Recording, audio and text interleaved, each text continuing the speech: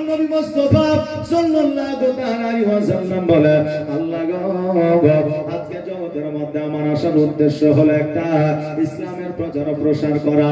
আল্লাহ, আমি খাদিজার কবরের কাছে আর থাকবো না, আমি বাড়ির দিকে চলে যাব।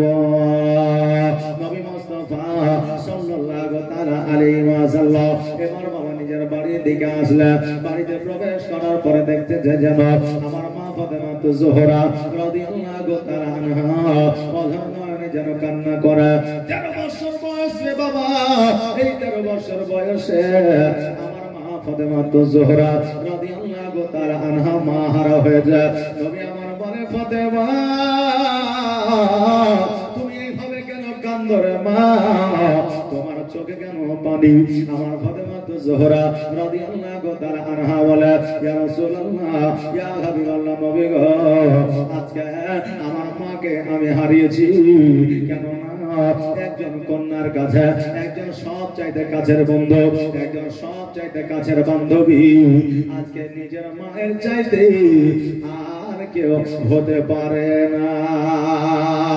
একজন কন্যার কাছে একজন মা সব চাইতে বড় বান্ধবী হয়। আজকে স্কুলের বান্ধবী, আজকে কলেজের বান্ধবী, এরা তো সাময়িকের জন্য হয়।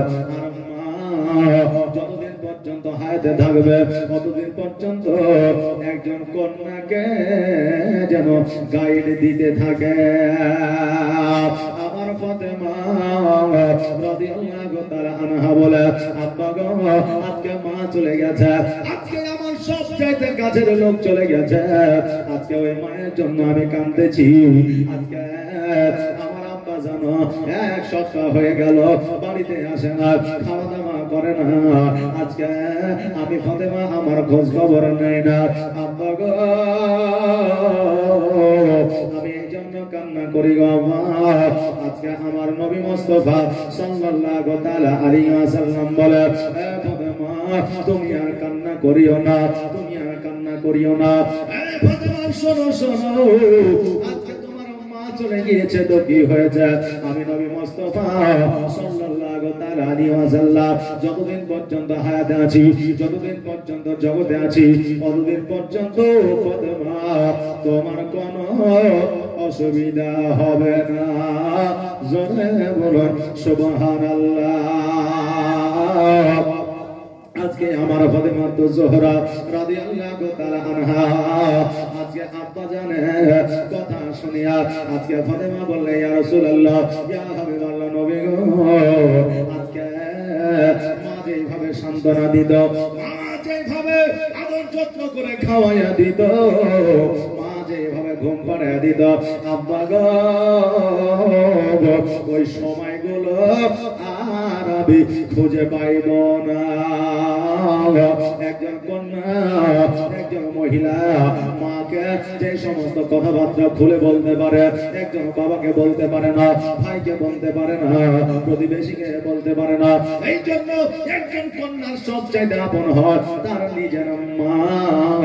আমার ফাতেমা বলে, ইয়া রাসূলুল্লাহ, আমি ওই দিনগুলো আর আমি খুঁজে পাবো না, ওই সময়গুলো আর পাবো না। আব্বা গো, আমার মাকে বড় মনে পড়ে।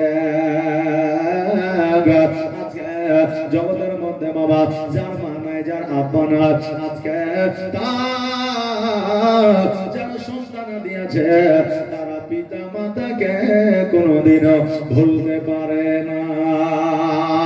আজকে অনেক পিতা মাতা বলে, আজকে আমার সন্তান আমাকে ভুলে গেছে, আমার কন্যা আমাকে ভুলে গেছে। বাবারে, মানুষ জীবনে 3টা জিনিস কখনোই ভুলতে পারে না, মরা পর্যন্ত ভুলতে পারে না। যতই ধনী হয়ে যাক না কেন ভুলতে পারে না, যতই অভাবী হয়ে যাক না কেন ভুলতে পারে না। মানুষ জীবনে 3টা জিনিস ভুলতে পারে না। 1 নম্বর হলো মত, পৃথিবী যে কন্যারে থাকুক না কেন মরতে হবে এটা সে জানে। 2 নম্বর হলো নিজের পিতা ও মাতা যেখানে থাক না কেন পিতা মাতাকে খাবার দেখ আর না দেখ, পিতা মাতাকে ভুলতে পারে না। 3 নম্বর হলো নিজের জন্মস্থান। জোরে বলেন সুবহানাল্লাহ। আমেরিকায় থাকলে পরে তার জন্মস্থানকে একদিন না একদিন মনে পড়বে, আমার জন্ম অমুক জায়গা, ওই জায়গাটাকে দেখার জন্য তার আত্মা তার নাফটা একটু ছটফট করবে। বাবারে এই জন্য মানব জীবনে তিনটা জিনিস কখনো কোনোদিনই ভুলতে পারে না। আমার ফাতেমা তো জোহরা রাদিয়াল্লাহু তাআলা আনহা বলে, ইয়া রাসূলুল্লাহ, ইয়া হাবিবাল্লাহ, নবী গো, আজকে আমার মাকে আমার বড় মনে পড়ে। আমি আমার বলে, ফাতেমা, আজকে তোমার মা আজকে জগতের মধ্যে না, আজকে তোমার মাকে মনে পড়লে তুমি মাঝে নয়নে কান্না করবে। হ্যাঁ বেটি ফাতেমা, আজকে তুমি দুঃখ করিও না, কষ্ট নিও না, আজকে তুমি কান্না করিও না। কেননা ফাতেমা, আজকে তোমার কান্না আমি নবী সহ্য করতে পারি না। বাবাজি ভাইরা, আমার মা ফাতেমা তো জোহরা রাদিয়াল্লাহু তাআলা আনহা, খাদিজাতুল কুবরা রাদিয়াল্লাহু তাআলা আনহার কথা বহুদিন বাবা আপনার স্মরণে রেখেছিলেন, ভুলতে পারে না। আব্বা আসলে মায়ের কথা মনে পড়ে যায়। আজকে বর্তমানে যদি মা মারা যায়, বাবা মারা যায়, আজকে আধ ঘন্টা 1 ঘন্টা বাপের কথা মনে পড়ে, তারপরে আর মনে পড়ে না। কেন না আজকে বর্তমানে আমরা মডার্ন হয়েছি। কি বলে? আজকে আমরা মডার্ন হয়েছি। মারা তো গিয়েছে, আর তো ফিরে আসবে না, কান্না করে কোনো লাভ হবে না। এই জন্য বাবা বর্তমানে আমরা মোবাইলে ছবি তুলে রেখেছি, ভিডিও করে রেখেছি, ওইগুলা দেখে নিব। বাপ চলে গিয়েছে তো কি হয়েছে, মা চলে গিয়েছে তো কি হয়েছে। আজকে বলবেন মাওলানা এইরকম কথা কেন বলছেন? আপনি লক্ষ্য করে দেখবেন, যার বাড়িতে একজন তার বাবা মারা গেছে, মা মারা গেছে, তারপরে চিন্তা করে দেখবে তার বাড়িতে খানা চলতে আছে, কারণ সেই দিকে তার লক্ষ্য না। হ্যাঁ বাবাজি ভাইরা, 7 দিনের দিন একটা মিলাদ করে, 40 দিন একটা মিলাদ করে, তারপরে ওই বাপ মায়ের জন্য দোয়া করতে হবে, এটা তাদের মনে থাকে না। বাবা, আপনি যদি বলেন তবে আলেম ওলামাকে নিয়ে কি তাহলে মিলাদ করতে হবে? না না না, আপনার যদি সামর্থ্য না থাকে, আপনার যদি মনে চাই, যদি মনে না চাই, আপনাকে করতে হবে না। মসজিদে যান, কবর জিয়ারতে যান, আর রব্বি রহমহুমা কামা রব্বায়ানি সগীরা বলে দোয়া করে, ওটাও হবে আপনার পিতা মাতার জন্য দোয়া। জোরে বলেন সুবহানাল্লাহ। এরে বাবাজি ভাইরা, নিজের সন্তানের চাইতে দ্রুত কবুল হওয়ার মতো দোয়া আর পৃথিবীতে কোনো দোয়া হতে পারে না। আজকে আপনি আমাকে ডাকবেন, দোয়া করব, দোয়া কবুল হবে কিনা কোনো গ্যারান্টি না। ইমাম সাহেবকে ডাকবেন, দোয়া কবুল হবে কিনা কোনো গ্যারান্টি না। আজকে হাজী সাহেবকে ডাকবেন, দোয়া কবুল হবে কিনা কোনো গ্যারান্টি না। আজকে মাস্টারকে ডাকবেন, দোয়া কবুল হবে কিনা গ্যারান্টি না। আজকে মুয়াজ্জিনকে ডাকবেন, দোয়া কবুল হবে কিনা কোনো গ্যারান্টি না। কিন্তু নিজের পিতা মাতার জন্য নিজের সন্তান যদি দোয়া করে দেয়, আমার আল্লাহ বলে ওই দোয়াটাকে আমি কারেন্টের মতো কবুল করে নিয়ে। জোরে বলেন সুবহানাল্লাহ। ও বাবাজি ভাইরা, আমার নবী মুস্তাফা সাল্লাল্লাহু তাআলা আলাইহি ওয়াসাল্লাম বললেন, হে ফাতেমা শোনো রে, আজকে আমি নবী রান্না বান্না করব। হে ফাতেমা, তুমি ওই খাবার খাইয়া বাড়ির মধ্যে থাকবে, আমি নবী ইসলামের প্রচার ও প্রসার করতে যাব। ফাতেমা তো জোহরা রাদিয়াল্লাহু তাআলা আনহা বললেন, নবী গো, আজকে আমি থাকতে আপনি কেন রান্না করবেন? আমি সংসারে রান্না বান্না করব। নবী গো, আপনি ইসলামের প্রচার ও প্রসার করে আসবেন, আমরা বাপ বেটি একই সঙ্গে এক জায়গায় বসে খাওয়া দাওয়া করব।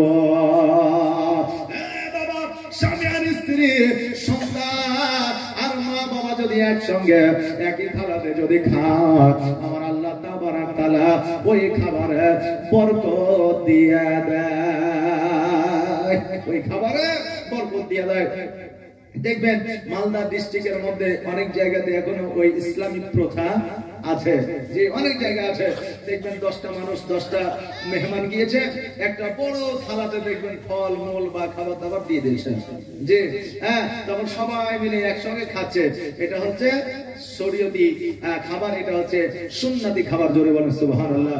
এখনো পর্যন্ত ওই আপনার কলকাতা যেটাকে বলা হয় চটা, কারবালা, মেহেদিপুর যে সমস্ত এলাকাগুলো আছে, ওই সমস্ত এলাকাতে যদি 15টা 20টাও যদি লোক থাকে, একই থালাতে বড় প্লেটে একই থালাতে এখনো পর্যন্ত খাবার দিয়ে, যে ভাত মাংস সবজি ডাল সবকিছু ওই এক থালাতে।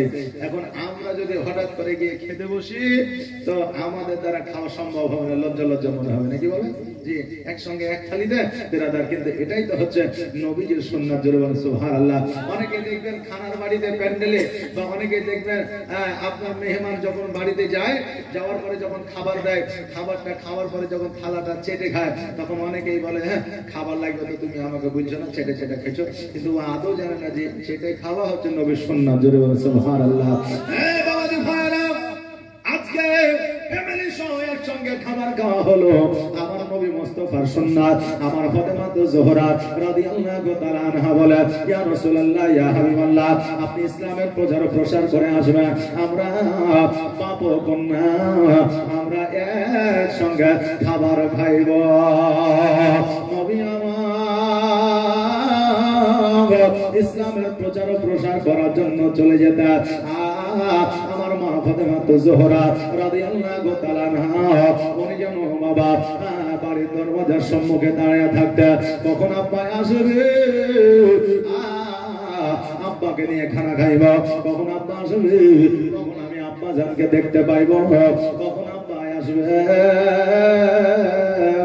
আর আমার রান্না করা খাবার আমার আব্বা জানকে খাওয়াইব।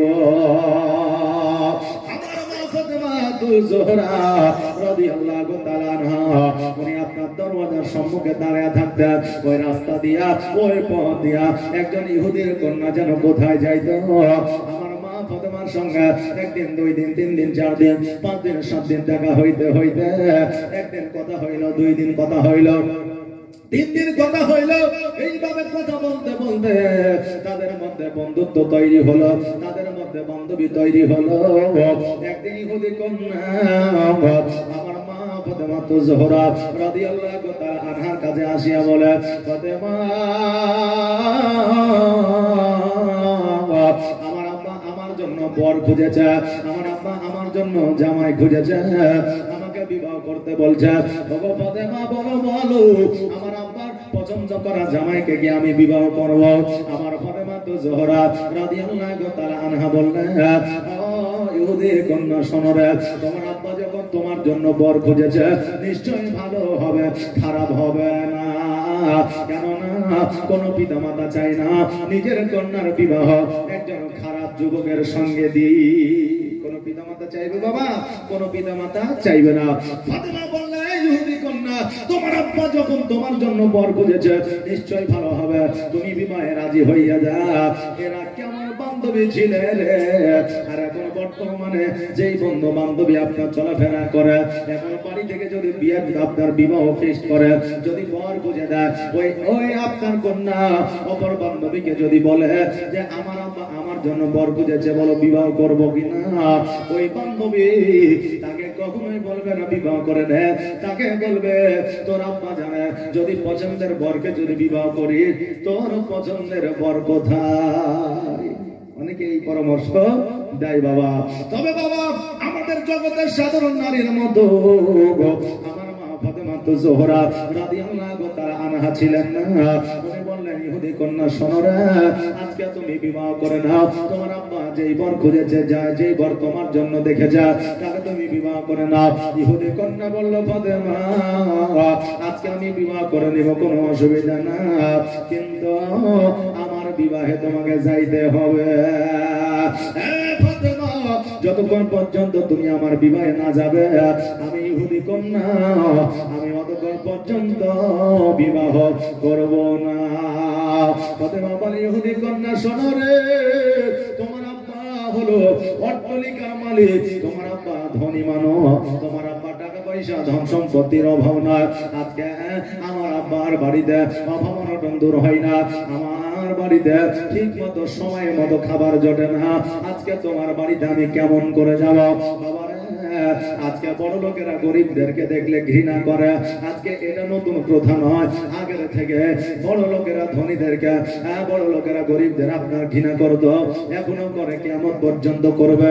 কারণ আল্লাহ তাআলা কাউকে গরিব করে পরীক্ষা করে, কাউকে বড় লোক করে পরীক্ষা করে। তবে যারা ধনী আছে, যারা বড় লোক আছে, তাদেরকে বলবো গরিব দেখে কখনো অহংকার করবেন না। কারণ ওই গরিবকে যদি আল্লাহ চায় সেকেন্ডের মধ্যে ধনী করে দিতে পারে।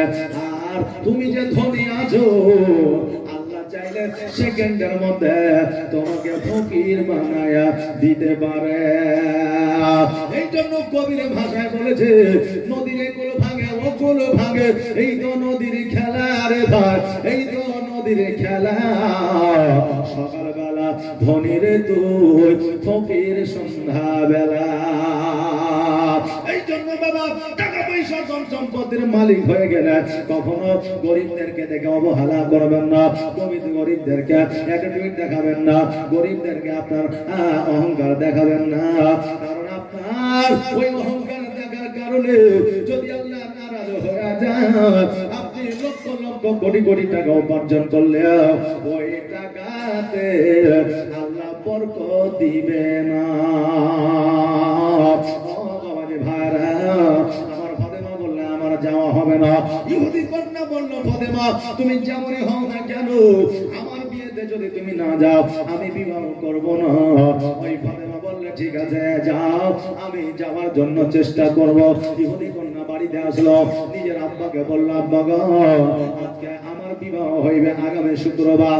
ওই আব্বা যাও, আপনি যাকে খুশি দাওয়াত করেন, অসুবিধা না, কিন্তু আমার তরফ থেকে আমার একটা বন্ধু আসবে, যার নাম হলো ফাতেমা।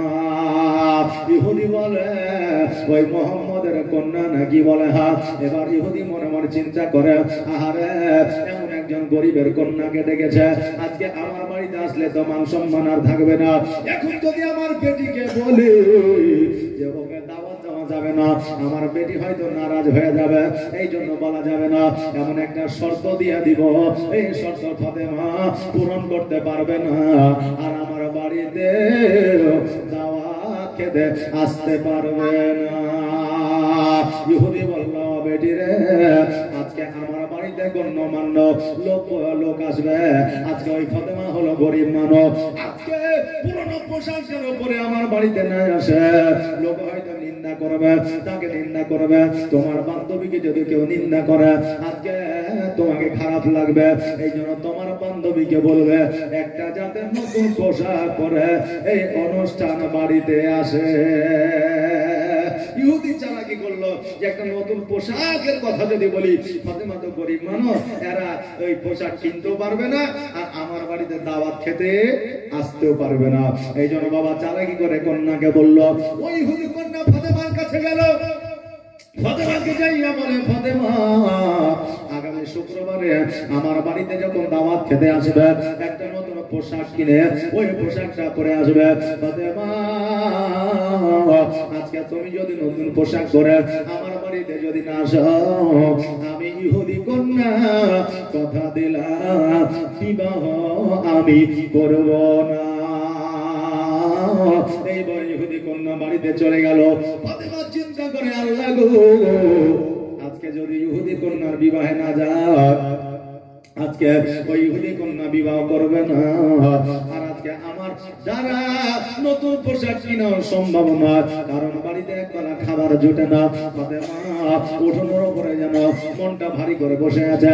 আমার দয়ার নবী মায়ের নবী সাল্লাল্লাহু তাআলা আলাইহি ওয়াসাল্লাম বাড়িতে ফিরে এসেছে। ফাতেমাকে বলে, ফাতেমা আজকে তুমি জান্নাতের রানী হইয়া, জান্নাতের সর্দারিনী হইয়া, আজকে জান্নাতের বাদশাহিনী হইয়া, আজকে তোমার মনটা কেন ভারী রে মা? আজকে তোমার মুখে কেন হাসি না? আমার ফাতেমা বলে, আব্বা গো এক ইহুদি কন্যা আমাকে দাওয়াত করেছে, নতুন পোশাক পরিধান করে যেতে বলেছে। আব্বা আজ আজকে আমার নতুন পোশাক কেনার মতো ক্ষমতা না। নবী আমার বলে ফাতেমা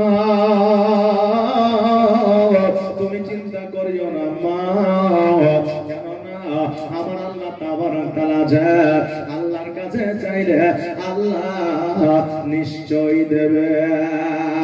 আজকে বাবারে জগতের মধ্যে আমরা নামাজ ছেড়ে দিয়ে রোজা ছেড়ে দিয়ে আজকে জগতের মধ্যে আমরা আল্লাহকে রাজি না করে আজকে জগতের মধ্যে টাকা উপার্জনে ব্যতিব্যস্ত, জগতের মধ্যে অট্টালিকার জন্য ব্যতিব্যস্ত, জগতের মধ্যে আমরা আজকে ব্যাংক ব্যালেন্স করার জন্য ব্যতিব্যস্ত।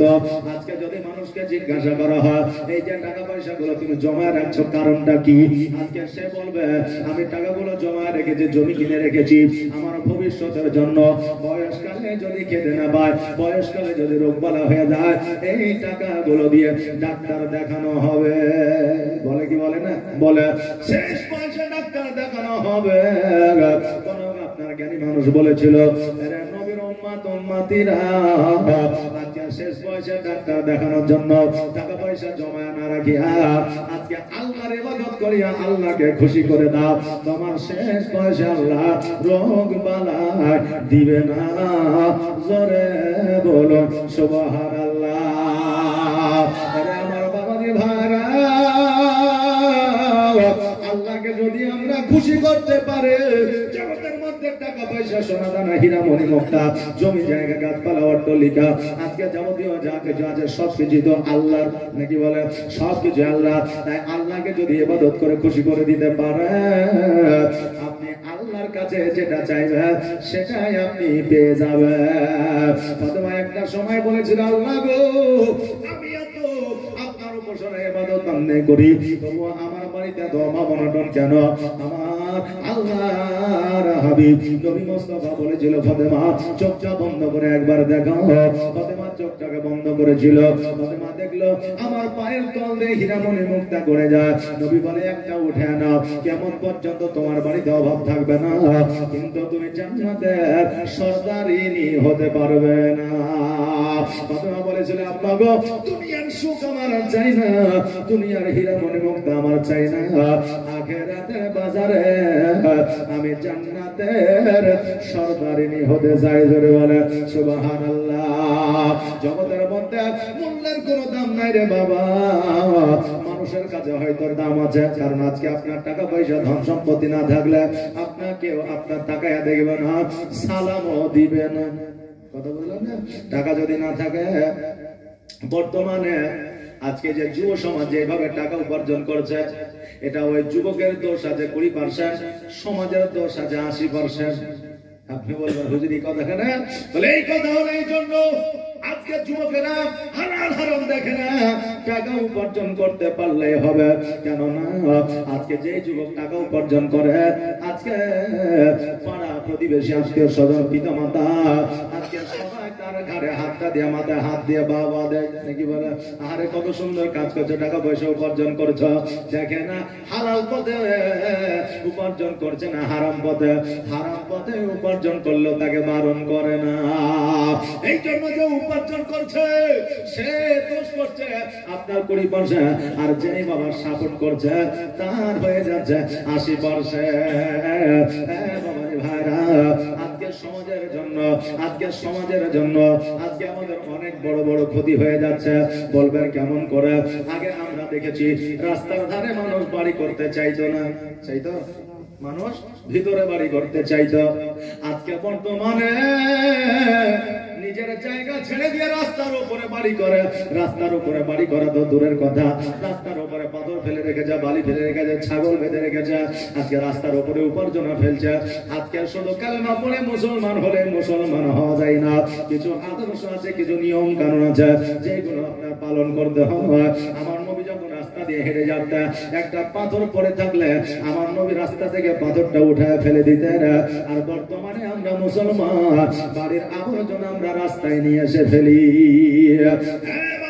আজকে রাস্তার উপরে পাথর কাপড় বালি ফেলার কারণে কত যুবক বাবা অ্যাক্সিডেন্ট হয়ে যাচ্ছে।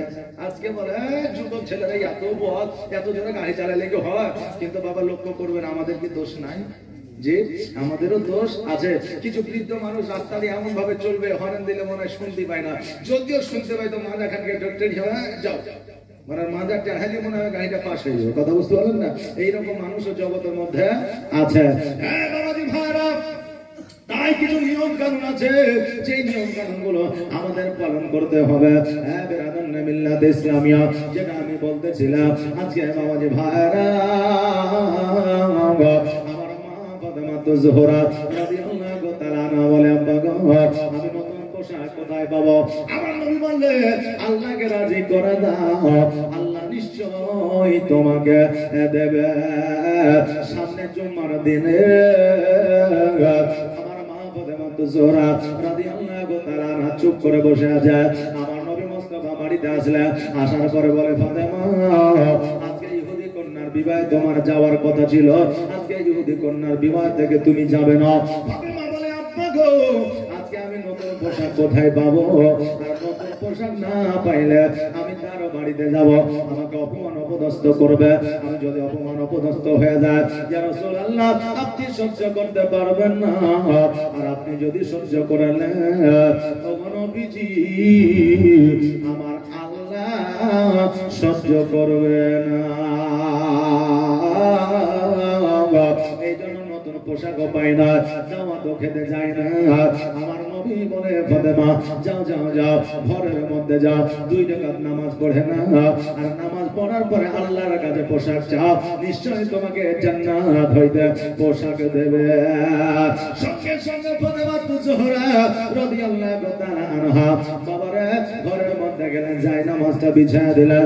যায় নামাজ বিছায়া দেওয়ার পরে 2 রাকাত নফল নামাজ আদায় করলেন। 2 রাকাত নফল নামাজ আদায় করার পরে আল্লাহ দরবারে হাত তুলে, আল্লাহ আজকে ইজ্জতের মালিক তুমি, বেইজ্জতের মালিক তুমি, আল্লাহ গো আজকে আমাকে একটা তুমি পোশাক দিয়ে দাও, যে পোশাকটা পরিধান করে ইহুদি কন্যার বাড়িতে যাব। আল্লাহ বলে, জিবরিল রে আর দেরি করিও না, দেরি করিও না, জলদি করে যাও, জান্নাত হইতে একটা পোশাক নিয়ে গিয়ে আমার মা ফাতেমাকে দিয়ে দাও। সঙ্গে সঙ্গে জিবরিল আমিন জান্নাতের মধ্যে গেলে একটা পোশাক নিয়ে আমার ফাতেমার কাছে দিলে।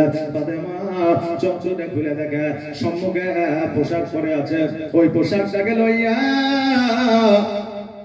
আমার ফাতেমা গোসল বানায়া ওই পোশাকটা পরিধান করিয়া আমার নবীজিকে বলিয়া যেন ইহুদি কন্যার বাড়ি দিকে রওনা হয়ে গেলে। এইদিকে ইহুদি অন্যান্য নারীদেরকে ফিট করে রেখেছে। আমার কন্যা মুহাম্মদ ওই জাদুকর, ওই গরিব মানুষ যে ইসলামের প্রচার প্রসার করে, তার কন্যাকে দাওয়াত করেছে। আজকে সে যখন আমার বাড়িতে আসবে পুরনো পোশাক পরে, নতুন পোশাক কিনতে পারবে না। আজকে তোমরা সবাই মিলে তাকে এমন ভাবে ঠাট্টাই আর কি করবে যাতে লজ্জা দাওয়াত না খাইয়া বাড়ি পালাইয়া যায়।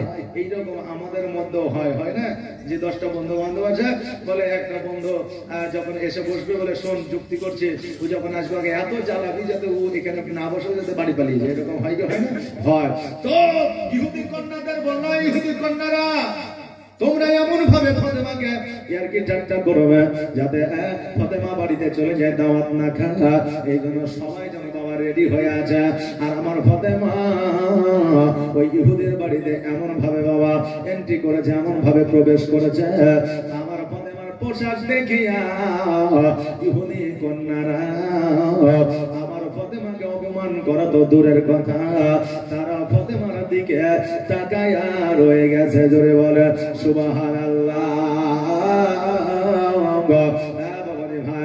এবার ইহুদি কন্যারা বলে, ফাতেমা আজকে এত সুন্দর পোশাক তুমি কোথায় পেয়েছ? এত সুন্দর পোশাক তুমি কোন বাজার থেকে নিয়ে এসেছো? এত সুন্দর পোশাক কোন দোকান থেকে নিয়ে এসেছো? কোন রাস্তা দিয়ে গিয়ে নিয়ে এসেছো? ফাতেমা বলে, শোনো রে, এই পোশাকটা বাজারে পাওয়া যাবে না, এই পোশাকটা দোকানে পাওয়া যাবে না, এই পোশাকটা কোন রাস্তায় গেলে পাওয়া যাবে না, এই পোশাকটা একটা পথে গেলে এই পোশাকটা পাওয়া যাবে, যেটা হলো ইহদিনাস সিরাতাল মুস্তাকিমের পথ।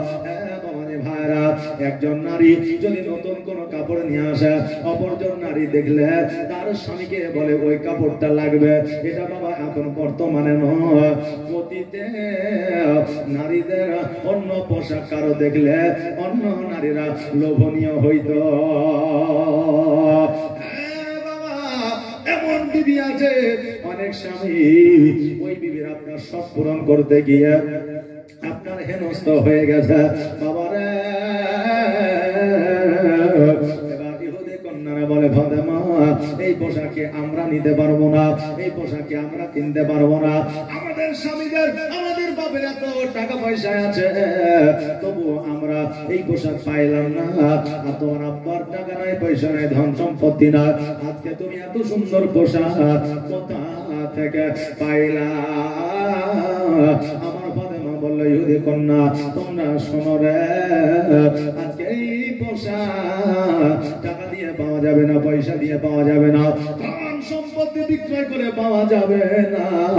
এই পোশাক যদি পেতে হয়, ইহদিনাস সিরাতাল মুস্তাকিমের পথের প্রতীক হইতে হবে। এই পোশাক যদি পাইতে চাও, আমার নবীর কালেমা তোমাকে পড়তে হবে।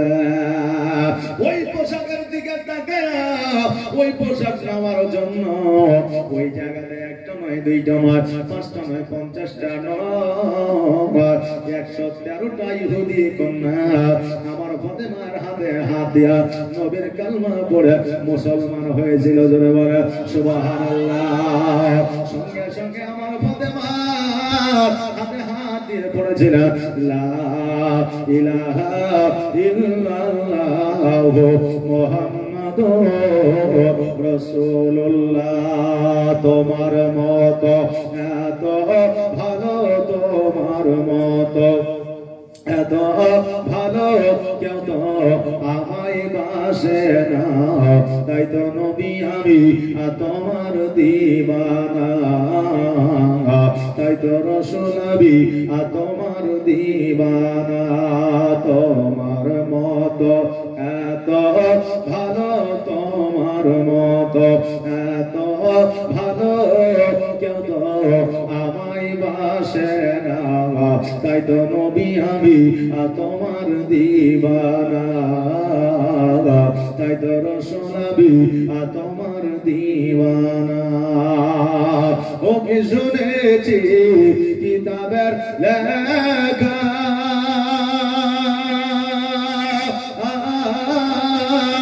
নবী ছাড়াই আমার জীবন থাকা গো। ও কি শুনেছি কিতাবের লেখা, নবী ছাড়াই আমার জীবন থাকা গো। নবীজিকে ভালো না বাসিলে, নবীজিকে ভালো না বাসিলে আল্লাহ পাওয়া যাবে না, তাই তো নবী আমি তোমার দিবানা। তোমার মত এত ভালো, তোমার মত এত ভালো কেউ তো আমায় বাসে না, তাই তো নবী আমি তোমার দিবানা, তাই তো রাসূল আমি তোমার দিবানা। আমার মা ফাতেমা জোহরা রাদিয়াল্লাহু তাআলা আনহা ওই সময়ে 113টা কন্যাকে বাবা মুসলমান বানিয়েছিলেন। আরে আমার বাবাজি ভাইরা, আমার মা ফাতেমা শুধু জান্নাতের রানী ছিলেন না, একজন ইসলামের প্রচার ও প্রসারক ছিলেন, নারীদের মুসলমান বানিয়েছিলেন। আজকে বেরাদার আমার মা বলে না, মোবাইল টিপে শফিকের ভিডিও যদি আসে, ওটাকে একজন বান্ধবী অপরজন বান্ধবীকে শেয়ার করে, কিন্তু বাবারা ইসলামিক যখন নবীর কোন কালেমা পাওয়া যায়, ওইগুলোকে মোরা শেয়ার করি না। তবে বলবেন হুজুর কি ওইগুলোকে শেয়ার করা যায়? বলে করব, করা যাবে? হ্যাঁ বাবা করা যাবে। তবে কিছু কিছু মানুষ আপনার লাইক কমেন্ট লাওয়ার জন্য দেখবেন বলবেন তুমি যদি আল্লাহকে ভালোবাসো, মা বাবাকে ভালোবাসো, তবে অবশ্যই একটা লাইক দিও। যে আবার অনেকেই বলে যে এই কোরআনের আয়াতটা যদি পড়ো তোমার বালা মুসিবত রোগ দূর হয়ে যাবে, এই কোরআনের আয়াতটা যদি তুমি পড়ো তবে তোমার প্রেম প্রীতি ভালোবাসা অটুট হয়ে যাবে বলে না। যদি কেউ কোনো পুরুষ কোনো নারীকে যদি ভালোবাসো, যদি তুমি ভালোবাসায় সাকসেস না হইতে পারো, তাহলে এই দোয়াটা পড়ে একবার ওই মেয়ের গায়ে ফোঁ দিয়ে দিবে, দেখবে ওই মেয়ে ছুটে তোমার কাছে চলে আসবে। এইরকম দোয়া মাঝে মাঝে পাওয়া যায়। বাবারে এগুলো মানুষকে একটা ধোকা দেওয়া, এগুলো শরীয়তের আপনার নামে মিথ্যা একটা প্রচার করা।